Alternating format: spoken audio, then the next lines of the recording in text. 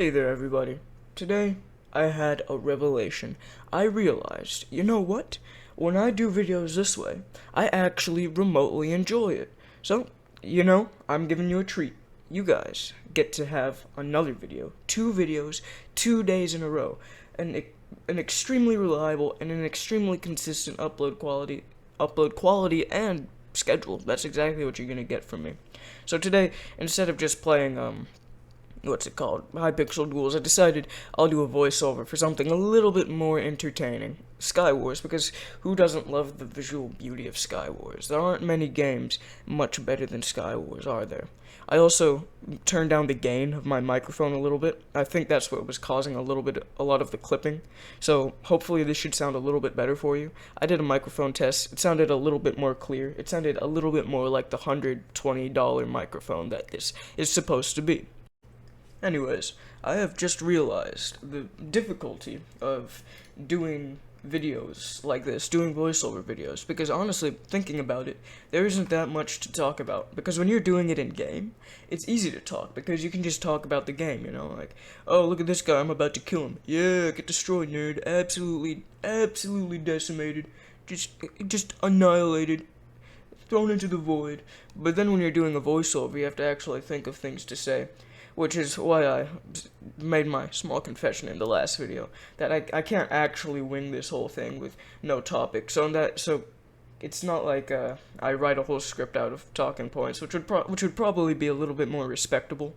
But I just record certain clips, and then when I don't know what to say anymore, I'll just end the recording, insert it, and then think for a few seconds about what to say next. Because if there is one thing I absolutely despise in speech, it is when people are saying like, like. It's not very eloquent. I do not like when people don't know what they're gonna say, or don't practice what they're gonna say beforehand. Or heck, you don't even need to practice, just as long as you don't use all of those filler words and talk clearly enough to be understood. I don't mind. Just whenever YouTubers use a bunch of filler words and there's big gaps in between sentences, it just makes it unwatchable for me. So that's why I have those cuts in between. And besides, it's not even like it's that noticeable. In fact, just a few seconds ago I had a cut. I doubt you noticed. I don't think it's that big of a deal. It's just, it really improves the quality of a video tenfold if the speech is very clear and easy to understand. Because, you see, I am really stalling right now to try and do a voiceover for all 10 of these minutes. I'm sure this isn't the most interesting of topics, so let's move on to something a little bit more Minecrafty, because I'm sure that's what all of you are here to see right now. I'm not entirely sure what the whole plan with Minecraft is. I'm not sure if this is a one-time occurrence, if I'm gonna, become a Minecraft YouTuber or not, but I just hope to do whatever I enjoy, and clearly I'm enjoying this because I'm willing to sit down and edit a video 2 days in a row. That is absolutely incredible, because I usually never have that sort of patience. I think the last time I edited a video was in my Bearded Dragon 101 video, and that was like over a year ago, and 42 minutes of it might have knocked all of the stuff I had out of me. Oh no, actually, that wasn't the last time I edited a video. There was the Braves video, but that was more of a passion project. The Bearded Dragon 101, I sort of had to do that, because it was for a project in school. Anyways, we're getting off track. I was talking about Minecraft. I'm not sure if I want to do a whole survival series, like a quest to kill the Ender Dragon, like Stampy and Squid you did a while back. I'm not sure if you guys know who they are, but the Quest to Kill the Ender Dragon series by Stampy Longhead and iBallistic Squid, that series never gets old for me. I am willing to sit down and rewatch that 24 episode series day in and day out. It's just incredible what a couple people can do. Because one person, that's one thing. If their personality is good enough, I'm sure it's entertaining enough to sit through. But when you have two people with personalities that mesh together, it just creates something very enjoyable, which is why I do like doing collaborations, especially in my videos. And just talking with other people while recording makes it a whole lot more fun. So maybe I'll do a series like that in the future.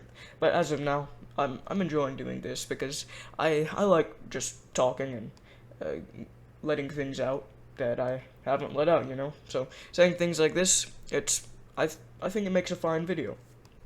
I do also recall, a little bit back, I did a Retro Bowl series for a little bit because we were in school and everybody was like super into Retro Bowl. They're like, Retro Bowl, baby! Let's go, Retro Bowl, you gotta love the Retro Bowl. And I was playing it and I enjoyed it very much as well. I had my own franchise that I was doing pretty well with, so I was like, you know what? Let's decide, or let's share this series with YouTube. And I did. And let me read out the absolutely riveting statistics.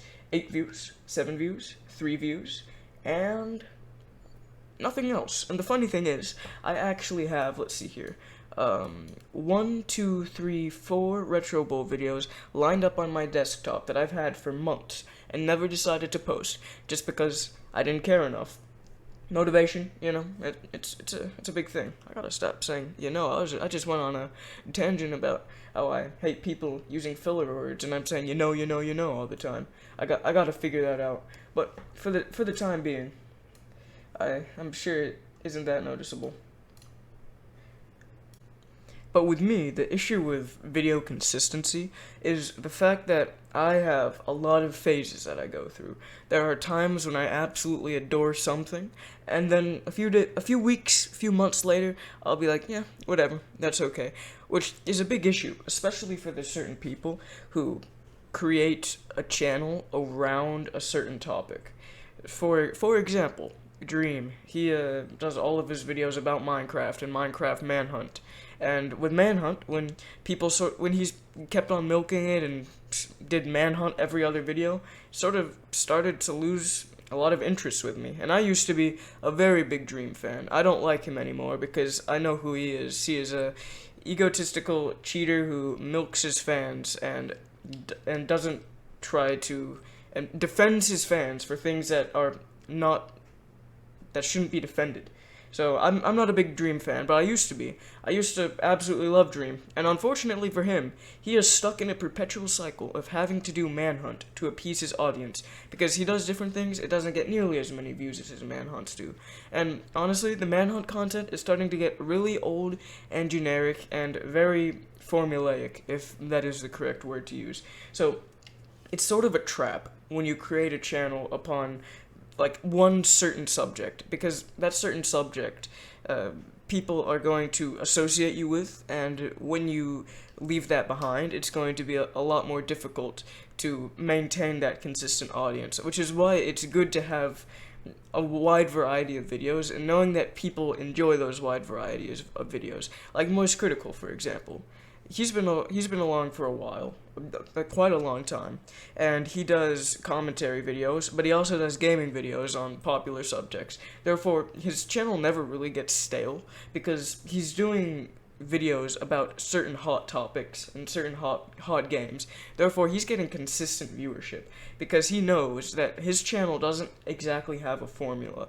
All of his videos are unique. He can rely on his charismatic personality to do good commentary videos, and he isn't stuck in a trap of having to do like Manhunt videos or play Minecraft or play CSGO for all of his videos, because that isn't what he's associated with. He's associated with being this funny guy who is very good at recording commentary videos and also is the #1 speedrunner in all of the world. Step aside, Dream. We have a new #1 Minecraft speedrunner, and his name is Moist Critical. So that is what makes his channel, that is what keeps his channel from growing stale.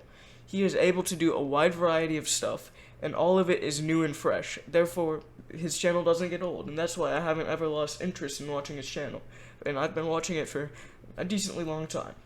But the issue with that sort of content is that you need to be able to have a certain amount of income so you can sustain buying all of these new games, and also you need to have a lot of time to be able to research these subjects, and some people write a script. I'm not sure if that's what Most Critical does, but if you do, it still takes a lot of time to be able to sustain this, as well as a lot of money, because some of the AAA titles that are super big cost $60, which not a lot of people can sustain unless you play it for less than 2 hours and don't milk all of the content out of it, which is the issue for people like me, which I would love to be able to run a channel sort of around those lines. However, the issue is it's simply not sustainable for me, because I wouldn't be able to get all of those games because I don't have a source of income. My family's doing pretty well, but obviously they can't just spend hundreds of dollars on games just so I can